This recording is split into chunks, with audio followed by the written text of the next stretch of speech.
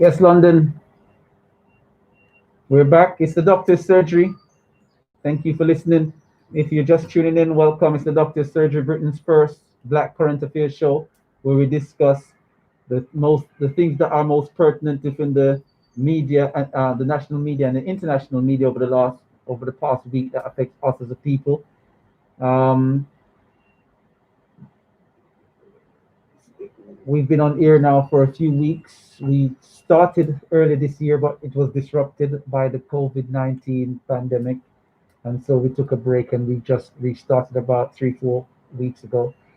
If you want to listen to the show or listen to the past previous shows, just go on to the doctor's surgery on YouTube, search the doctor's surgery, and then click on filter and pick channels. And we are the one right at the top. You'll see the masked man right there in front of you at the doctor's surgery, the man that's always in a mask, that seems not want to show his face. You know, um, I don't do the show for notoriety or fame. I do the show because I feel that it's a show that needs to be done. It's a conversation that needs to be had, and I do my best to give that conversation, and hopefully, in time, the show will grow and the conversation will grow, where we can start to pick out those nuances within the media when they implement those little code words and those little institutional trigger words to keep propagating and promoting their prejudicial values and their racist principles. You know, a lot of these radio presenters, they use those little nuances a lot when it comes to the black debate. Um, the telephone number for taking part in the show is 0753 996 8143. I'll give it again, 0753 996 8143. One last time for the record, 0753 996 8143. One of the things that I mentioned earlier that we were going to talk about, I mentioned the Black Lives Matter issue, which I've kind of hit on in detail. And like I said, we need, before I wrapped up at the end of the first segment, we need to create somewhat of a joint committee, with representatives from different areas. And this is where the funding should be going towards, to lobby different groups to get things happening so that we can get those changes implemented that are happening. And this is why I give credit where credit is due to these youngsters out there marching and protesting. All the celebrities joining in, marching and protesting. And unfortunately, our voice is always, like I said, a religious man. I forgot, or a celebrity. I saw a talk recently between a rapper called Ti. For those who don't know him, he's a US based rapper, and a black. It was a small committee or group of advocates and Ti, and as another rapper, but from the 90s. Ti is from the noughties, the other rappers from the 90s, and they were having a debate about the U.S. political system and the issues between the Democratic Party and the issues between the Republican Party. Now, historically, the black vote seems to always be guaranteed over since the civil rights movement towards the Democratic Party, which is a flip in itself. And the, the conversation took place, and it was going on with the crowd being a predominantly black crowd, voicing their disapproval of any comments that supported the Republican Party in oohs and boos and sounds and groans. And the lady from the Republican Party she was using factual information and presenting quite a solid and stern argument about the misunderstanding that black folks in America seem to have when it came to the Democratic and the Republican Party. And what took place from that is Ti, the rapper, jumped in because his wealth, his fame, gave him credibility in the eyes of the listening audience over the educated person who was given the factual information. And without saying anything of valuable input, used ridicule to denigrate the lady for the strong points that she was putting across because he had none. So it's like these entertainers, they serve more negative than good when they open their mouth because a lot of them are so uninformed and so unaware. They make an ignorant statement, as intelligent as some of them may be in their own right, in creating their craft and earning from their craft, because there's intelligence in everything. Some of them are as dumb as a plank when it comes to a lot of the issues that truly plague, the reasons why these issues truly plague our society. And they use their experience to validate the waffle, where experience is just a single dimension in a greater scheme of things. Because if you've never been given the knowledge or the awareness, how could your experience be truly rounded off to make sense as to the impact that it's having? And I hope what I'm saying is understood. I want to send a shout out to the people that called in during the advert break. It was greatly appreciated. Everything was due noted. So, that I just wanted to say that. So, we have to be mindful, who we're taking this information from. We're taking it from someone that is actually has actually done the work. Remember, the reason why the medications that they found in Madagascar, for example, the medication from Madagascar and the medication from Cuba, and those medications that were first found to have some valuable assistance against the COVID-19 virus during the early stages of the virus, they were ignored in westernized countries. Why? Especially this country, Britain. Why? Because Britain is a country that goes by a certain premise and a certain principle. If you do not understand those premises or those principles or that structure that's in place in how an organization works and functions, then when you approach the organization, as excellent as your invention may be, they will not give it the level of credibility or time that it may deserve so that you can get that recognition. And the westernized societies, they go by what they call clinical trials for anything that they're going to clinically prescribe. Without clinical trials, there's never going to be any recognition for such. So when they say when you say why don't they give the medication that they are finding in Africa or finding in the Caribbean to these people, because those medications have been shown in clinical settings, which is different from clinical trials, to have a beneficiary effect, you will not find that to be implementable in, for example, an NHS setting. I'm going to boil it down a little bit simpler. The NHS has only a set amount of professions that they recognize as clinicians. Even if you are a doctor or a profession that is recognized to have valuable contribution outside that field, they do not see you as an NHS-based clinician. They would recognize you as a practitioner, but they do not see you as clinically qualified within the NHS.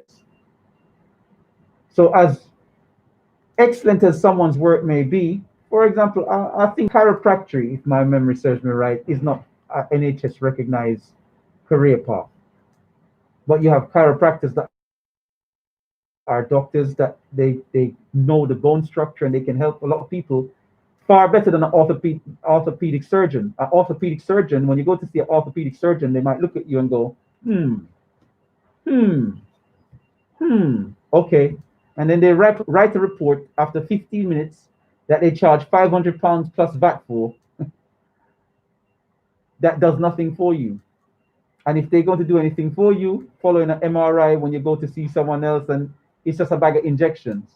When you could go to a chiropractor and do manual manipulation and to some degree correct the issue, even though there may be an impact on cartilage and wear and tear, but the issue will be corrected and then exercises implemented to help the person further.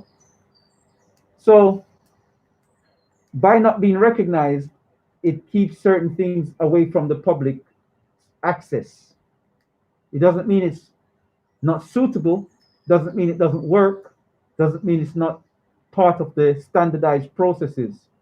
Likewise, those medications that were found, they're not part of the standardized routes that you would take to clinically prescribe within a clinical setting. So for those that are wondering why aren't they using these things within the NHS, is because those African countries, they have to understand how they play by the rules if they want it in those settings. And the rules are designed by institutions that know that they, outside of those institutions and outside of those countries, there will not be enough financial backing to be able to do those clinical trials in the way that is needed over the time period and duration that's required, so that you can then get those medications classified as such. And these are the little discrepancies that we have to start grasping on how the institutionalized racist system works. It's not that it's wrong, it's just that it's structured in such a way that it provides a disadvantage sometimes. Even if they allow it in, there's still a disadvantage in you being able to access it. So we as a people, we have to start realizing how valuable our financial resources are. Finances to make things happen are crucial. We know that two organizations, is it Green King and another institution, what are the two that came out last week to say that they're going to give reparations to slavery? Oh, some of the banks as well. Huh? Some of the banks like Lloyd's. And Lloyd's. Is it Lloyd's Insurance Group, right? Not the banks, the Lloyd's Insurance. Now, Some of the banks. where is this money for reparations going to go? I take this back to the original argument and discussion around Black Lives Matter.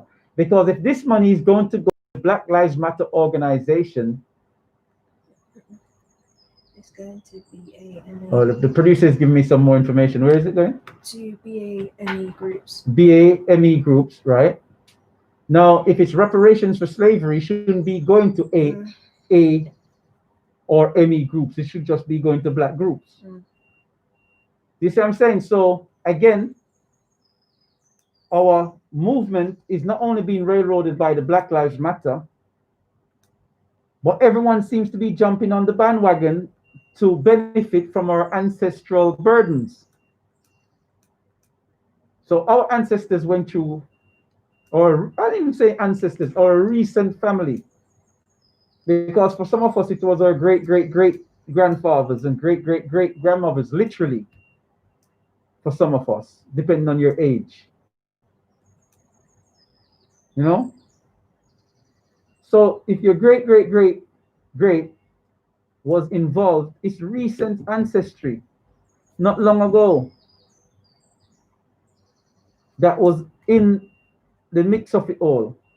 And then the blood and sweat and tears of my great, great, great, great, and the great, great, great should go towards an A group. Allow that. That's what I say, and I'll say that to anyone. You know what I mean? I don't care who feels anyway. I don't want nothing from any group, any reparations that set up from that impacted on India, for example. I don't want anything from any organization set up for reparations or um, from Nazi Germany for the Jewish community. What is an organization is for an organization. So what the reparation is for us should only be for us. And that's a debate in itself. Where's the money going to go? Who's going to oversee these things? We need structure to our being. And again, the institutions, the racist institutions, as were the ones that tore down our organizations because they saw it as a threat to the institutions and the state's existence. But now the state is saying everything should be balanced and fair. Should we revisit establishing and setting up institutions for voice of the people? The problem is we don't trust one another. Too much teeth. Can you imagine you start seeing £1 billion in the account? Heads start getting dizzy and start seeing £10 billion and all the people start licking their lips. All of a sudden their house is 10 times the size of Buckingham Palace. You know what I'm saying? We have to look at these things realistically. So anything that we establish and we set up, there has to be accountability on top of accountability on top of accountability. You know, I don't like thieves, you know what I mean? So I can say this all day. You know what I mean? So these are the problems that we have to start set up institutions and organizations with are accountable enough that we can take response, and not that are overseen by anyone. We don't want anything that's overseen by anyone. If you have to register it and it's overseen by the British government, then you know which finger them can get to that. These organizations have to be overseen and held accountable by the people for the people. You know, and with open statements and all these things. But it's interesting because this is not the first time we're visiting this subject, because a few years ago when the sister was looking at reparations full stop and was pushing for reparations in the media, well, I wonder what happened to that sister. And I wonder what she was pushing and where she was pushing for these reparations to go. And I wonder why she's not about now to start saying, right, let's oversee this reparation. That was a good sister that, well, I don't know her that in person, so I saw the work that she was doing as good work in bringing recognition towards this need for reparations, because perhaps if it wasn't for her work, they wouldn't be talking about reparations now, because she's the one that brought it in the UK to the forefront again, and it was in the media's eyes less than 10 years ago, 5 to 10 years ago. So she kept it there, she brought it there. So for the fact that you have the Lloyd's Insurance and the Green King Brewery making public statements that they will give reparations, perhaps is due to her hard work of bringing back the need for reparations back into the forefront of the public's eye at the time she did it. Credit where credit's due, right? If I sound muffled, forgive me. You know, I do have face covering on, not because I'm scared of COVID, but my face covering was on. So if you're watching any of my videos, you will see my face covering on, as Omega calls me the masked presenter. Because like I said, I do not want my face out there. Not because I'm scared. I ain't really scared of anyone, but just because I just don't want my face out there. I don't like. I'm a very private person. I value my privacy. So if you're wondering why I'm wearing the mask, it's just because I'm a private person. You know, I'm a very private person. So yeah. So that being said, 0768143. I'll give it again. Is anyone listening? If you're not, then I guess we're gonna wrap up the show early. 0753-996-8143. Give it one more time. 0753-996-8143. What's up? Are you eating? Huh?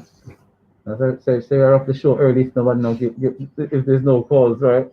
So yeah, what else did I say I was going to talk about? I said there was one more topic I think I've missed. I've touched on the political side of things in terms of the mass media attention at the moment on that's everything Donald Trump is negative.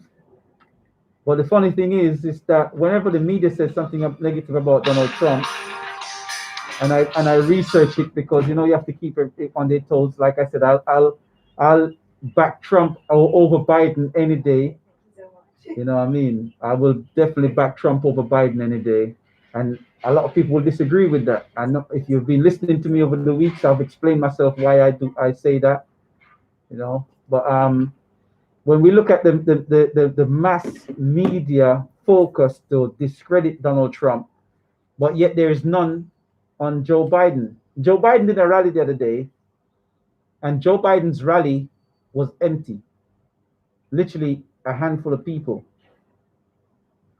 And Donald Trump did a rally, and I think he got quite a larger turnout, but he was small in terms of rallies, full stop, than Joe Biden. But yet the news made it look like Donald Trump had committed the biggest sin on earth, how small his turnout was.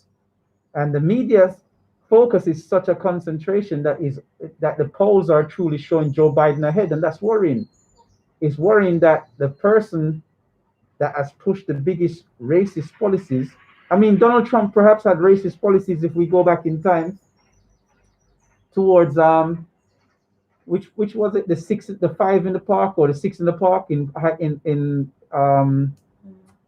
Central Park, where he had put out the newspaper spread after the white female was raped. He had put out the newspaper spread that they should introduce back the death penalty for the five youngsters that had been accused of doing it. And now that they've been exonerated of the crime, with evidence at the time showing that they didn't do it. I haven't seen these evidence. I'm just saying what the information goes. With saying that they didn't do it, and he still refuses to apologize for that push. But perhaps they should highlight that he didn't say those five should be receive the death penalty, but he said those that were guilty should receive the death penalty, which is a clear difference. And this is what I'm saying when they do these little nuanced twists. They twist it to make it look like what was said was targeted because of skin color and all these things, more so than anything else. Because at the time when it was said, those five were not yet convicted. But I don't know enough about the case to actually justify it in any way against him or for him. If he did something racist back then, we need to highlight it as such that it was perhaps a brash and racist statement. I don't know. Or was it just a statement that was said to say that it was a heinous crime, of which it was, and that whoever was guilty should receive the death penalty, more so than he was saying the five should receive death penalty? I don't know. I'd have to interview Donald Trump himself and ask him that question to see what his answer would be. But I don't take anything that he may have a likability or a preference for his own than us. We would have expected that from President Obama, but he didn't, did he? President Obama's presidency was for the LGBTQ community. It was not for the black folks. And I will tackle anyone, I will challenge anyone that says anything different. And I'm not knocking the LGBTQ community. I don't care. But the point I'm making is whenever it's our turn, someone always gets the benefit of it. The president should have backed his home base, but he didn't. He backed Safeway. You get me? He didn't back home base. A pun at joke, at humor, whether it works or not, I say it sometimes. So when we look at it in that sense, there's so much difference. We had a caller before I ramble on. Just to say that she's listening. Oh, where's she calling from? Caller, big up yourself. Thank you for letting us know that you're listening. So when we look at it, I know again they said there were housing policies in the 70s that he had preferential treatment. Now, for all the property owners out there, I don't know if any of you lot ever work with black Americans in the 70s or 80s. But even now, a lot of people don't like renting to black people, because some of them people are the hardest people to get your rent from. I'm not saying they all. When you get a black man and or a black woman or a family that will pay their rent, they will pay their rent like anyone else. Well, just like in any other race, but when you get a black person that won't do it, they're harder to get it from than in any other race because they will fight you. I'm just telling you, I'm being real. They will want to fight you for not looking after your thing or your own thing. I've known people that's gone to prison because of tenants. I'm just telling you, tenants can be a difficult thing. So in America, where you know that there's a group, think about it. In America, where you know that I'm not justifying it, I'm just presenting it as it is. In America, where you know there's a group that is perhaps in a more difficult state to rent than another group, you'd push the rent to the group that you know you'll get your money from, and if there's an issue, it's an easier process, legislative wise and legally, to get the money back. So again, it's the institutions that are there and the way they're set up. Businessmen, which are usually, white businessmen, predominantly, not always, they would always choose to give their own because of the settings. So a lot of the times it's the institutions and how the institutions are set up that breeds these racist outcomes, and of which E was found to be a part of in the late 70s. However, I would rather a man that choose to get his money the best way he can than a man that implemented policies and procedures that has led to people being stuck for no reason on the roadside, accused of something that they didn't do, taken to jail because they couldn't pay a bond, placed in prison for a good couple of years because it created a monetary system and boosted the economy through modern day slavery. If you all don't understand what I'm talking about, if you all don't follow what I'm talking about, there's a documentary series called 13th. It's a very good documentary series. I've spoken about it many times. Download it or go online, Netflix or wherever, and watch 13th. 13th. 13th. It's a very good documentary. And it explains how prisoners are always a money generating thing. If you don't know, let me give you an example in the UK. Some youth offending institutions in the UK where young people are placed in custody, some of them cost 1,500 per night for each youngster in there. You heard me right. And this sum I'm giving you is not even the 2020 figures, nor the 2019, nor the 2018. I'm giving you the 2017 figures, 3 years ago. I don't know what it is now. 1,500 per night, some of these institutions charge, if you didn't know. So you can imagine a country like the UK that isn't so strongly based on the penal system like it is in America. They make millions of imprisoning black folks. And a lot of these laws came into place because of Joe Biden. And he turns around and he says, sorry, I don't buy it. And knowing that, why would Barack Obama place Joe Biden as his deputy or the vice president during his presidency, knowing his history? So it's like you're cleaning the dirt and the mud off someone to make them look polished and good towards black people. It's like you was enjoying your time the slave master's house, Barack, when all of us was out in the field, justifying one of the slave masters to us not telling the slave master, telling us that slave master history, but presented him as if he was someone good and polished. Yeah, the caller. Okay, two questions. Hmm. Who owns the prisons? Who owns the prisons What exactly, like in the UK? Yeah, he knows it's HM, but who exactly does that entail, and who owns the land that the prison is And on? oh, that's a tough question. I couldn't answer any of those questions with deep accuracy. But what I will say is that a lot of these prisons are private prisons. So what I mean is they run privately. Let me rephrase that. They run privately. So for example, you have what you call, is it group four?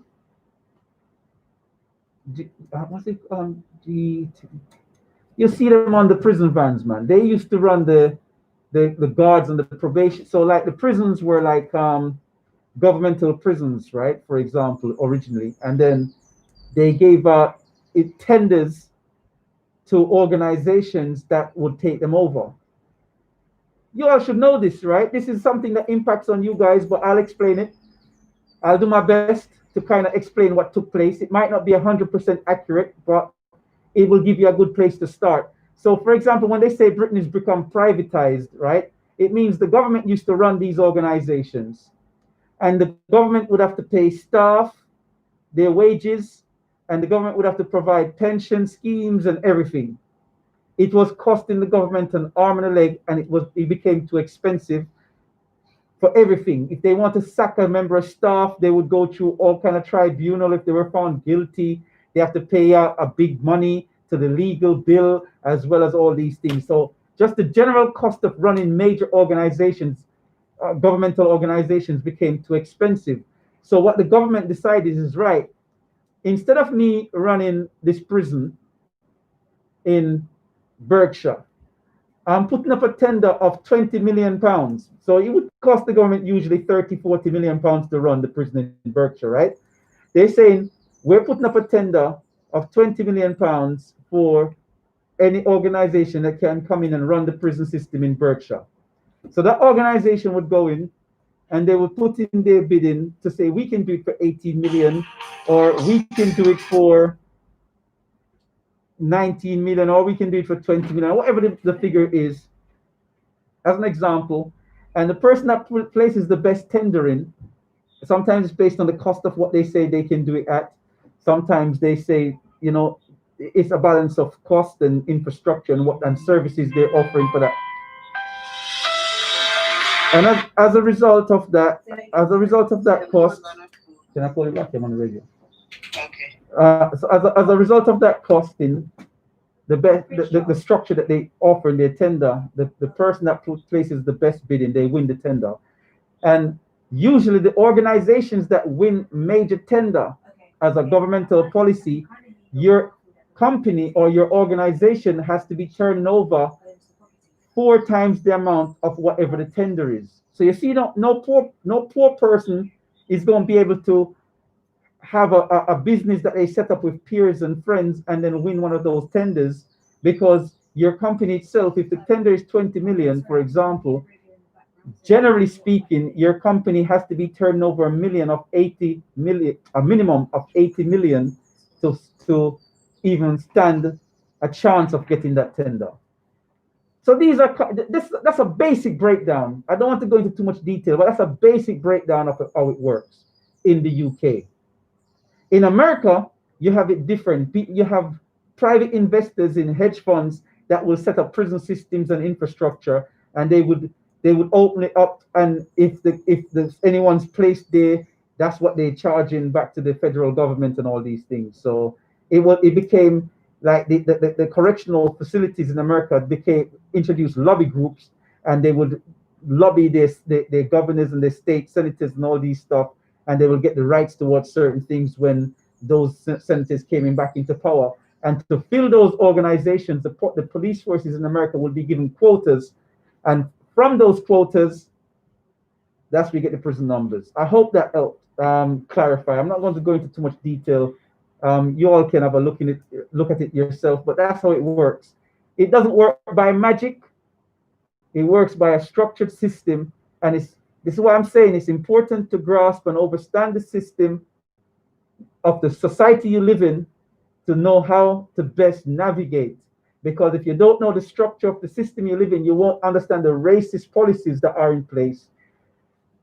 And it's a simple racist policy. If you as immigrants to this country that came here with Windrush 60 years ago or 80 years ago when they said it was Windrush anniversary yesterday, if you're bidding for any of these organizations, where are you going to find 100 million in a space of 80 years after and compete with generational wealth to bid for any of these? So this is why most of the major contracts for these kind of things, these kind of governmental principles and structures go to, like, I think it's Citadel and GRS or G4S or whatever they call now G4S.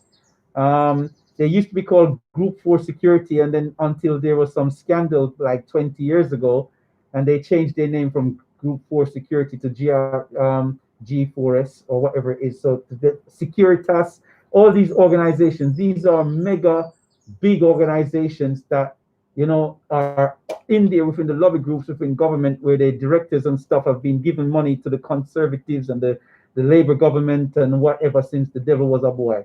Where the caller again? Yeah, from what I could gather, couldn't hear it properly, was that Prince Charles owns the land and then the Queen owns the property or something like that. The prison system, you know, is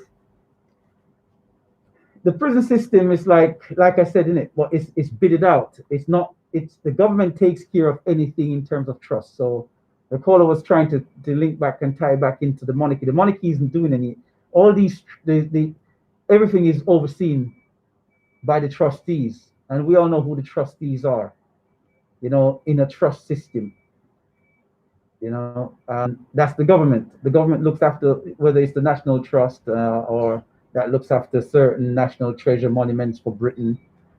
But in terms of the prison system, that's looked after by the trustees, which are the government of the UK and the civil servants. And those organizations, like I say, they put out a tender.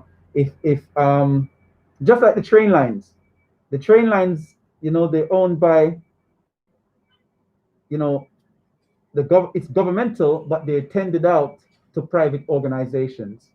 So we have to kind of, it's not a secret. It's not this big secret. It's common knowledge.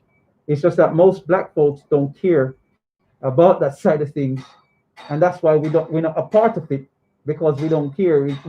We see it as out of the realms of our ability to access to be a part of that process, but it's not.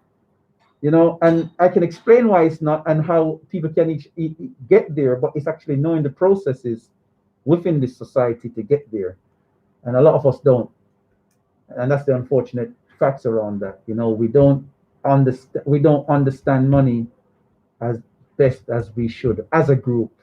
Individuals amongst us know money, you know, but it's very rare you find an individual that knows money that's pro the people, you know, and once and have the awareness. A wise man once said, and I use this metaphorically because I'm not coming from a religious perspective in this show. I'm not trying to knock religious people or not knock them. I'm just saying it as it is. But I need to make sure I clarify my statements before I say them so that they don't cause insult. We always say, oh, man, I spent so long explaining what I was meant to say that I forgot what I was meant to say. You know, but that's what it takes. It takes me. I have to make sure that I explain myself before I say what I'm saying. But I should explain it first, and then I should say what I'm saying, and then explain why I said it. But so much so that I have to be cautious, because the least little thing you say can cause offense these days. You know, but a wise man once said that 666 is the mark of the beast, right? Biblical saying, right? And it was explained that the 666 being the mark of the beast, that they say will be in your hands and in your head. is not literally like a tattoo as our people were first led to think it 20, 30, 40, 50 years ago or whenever. It's actually the actions and the thinking. So if your actions bring forth your own demise, it's like you're doing the work of the beast. If your actions is of a westernized system, if your actions is of modern day Britain, because you were schooled in modern day Britain, and your action as a black person in an institution that practice institutional racism implements an institutional racist output because you don't want to go against the organizational policies that themselves are institutionally racist, but you as a black person are implementing them, and the institutional racism of those policies that you're implementing are impacting on your very own, then you yourself are propagating that institutional racism on your own, even as a black person.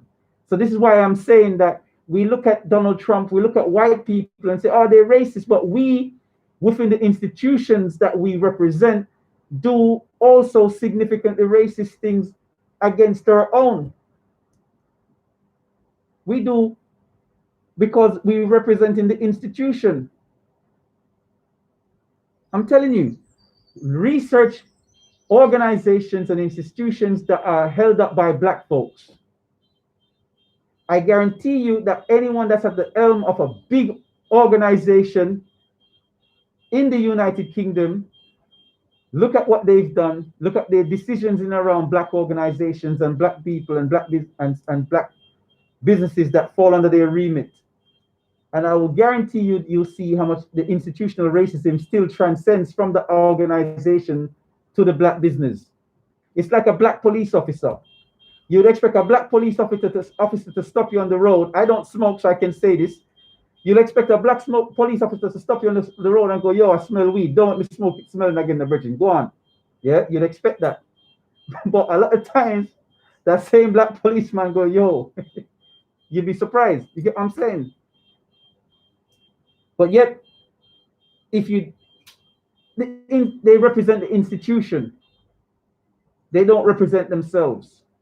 So as much as we say we should get more black police in the force, that black police that we're getting in the force is not going to be a black person in the force. It's just going to be another face in the force that has to do what the force says, or they held in contempt, or what they call disciplinary actions if they're not fired. So unless the force is saying we want more black police officers influencing policies and procedures of the police force, then it's counterproductive when in itself. These are the little nuances that they leave out when they tell you these things. And sometimes it's kind of better because at least when it's a black man, and I guess in a sense you can, talk to him. But some people of position don't like their own. They don't like their own because when they go home, they're not with their own. I'm saying it, and now I have to justify me saying it. I'm not trying to say that if you're in a mixed relationship, then you're a sellout or anything like that. That's not what I'm saying. I'm saying when you're in a mixed relationship, you're compromised because you can't essentially stand up on that solid ground for your own and say what you want to say sometimes, because what you're saying is in a situation of compromisation. Not everyone, because some people, their partners understand and they can do it. But if you're in a situation where it's a bit delicate and a bit touchy, and worse, you're around their family, you start to filter your own thoughts and thinking. I'm talking to predominantly perhaps black listeners right now, and I'm still having to filter what I say. So you can imagine if you didn't have a black audience. When I speak to friends from different groups and different races and ethnicities, I have to ensure that my speech is said in a way that they grasp that I'm not here to provide, to produce or promote division, but I need to lend clarity and say that and what it is, and ensure that what it is on the tin that I say is one face I have. So what I say to them is always what will be reflected in my outcome, but I have to think, how do I say it that I maintain that one face and say what still needs to be said? A lot of people don't have that tact. And I'm not saying I'm special. I'm just saying I'm aware. And for those else who are aware, they know how that tact is. And it's just like if you're at home and you're saying what you're saying and you go out the road or at work, everyone edits their ways. If anyone knows who I am, you know I don't edit my thinking or the general concept of where I'm coming from. I just perhaps find a more systematic way of explaining it that my audience understands it, but it's still the same message. That's all I'm saying. You know? So bear that in mind. You know, that's all I want to say with that. And on that note, you know, we're coming towards the end of the show. It's been very productive. I want to thank all the people that called in. You know, keep listening to the news, keep listening to the media. Wherever anything don't sit well with you, these are the discussions that you should be bringing to the table so we can have a discussion about it. We can clarify things that are said because the media is one of the most powerful tools out there that's used within Western societies to subdue and subjugate us, adults and children alike. The media right now is probably more powerful than the church because most young people ain't going to church right now. Most old people can't be bothered either. And since lockdown, none of us ain't been in church. So the media is now one of the most powerful, if no, let me rephrase that. The media now is the most powerful tool out there. It is the most powerful tool out there. So we have to ensure that we develop our own medium, our own means of communicating with each other that is not filtered, even though very much so, we still somewhat filtered by the institutions of this country on what can be said and what can't be said. Because if I say certain things right now, it will cause a big problem with the radio station and the fact of what we have to understand that. So we're not here to break the law of the land, but we're here to explain how they impact on us. And we're here to explain and have a dialogue and discussion how best to navigate and get to where we need to get to. You know. So it's the Doctor's Surgery, Britain's first Black current affairs show. I don't like chatting so much. I like the call coming in and listening to the call. We had a caller? Don't worry. There's a question. Okay. Question. Yeah. Okay. Okay. So yeah. So Tuesday. Who's coming on later on? We have Roscoe Rooster on from 2 till 4. Mr. T and DJ Sharp from 6 to 8, and DJ Mello from 8 to 10. On Wednesday we have I can't see that. I need new glasses. And DJ Maron. Skipper. Oh, Skipper and Skippy. Skippy. And Skippy from 6 to 8 and DJ Maron from 8 to 10. And then on Thursday, we have OG from 6 till 12. The Roots Doctor from 12 till 2. From 12 till 4. And Miss Smooth from 4 till 6. And Murray and Company from 8 to 10 in the evening. You know, so stay tuned, keep listening.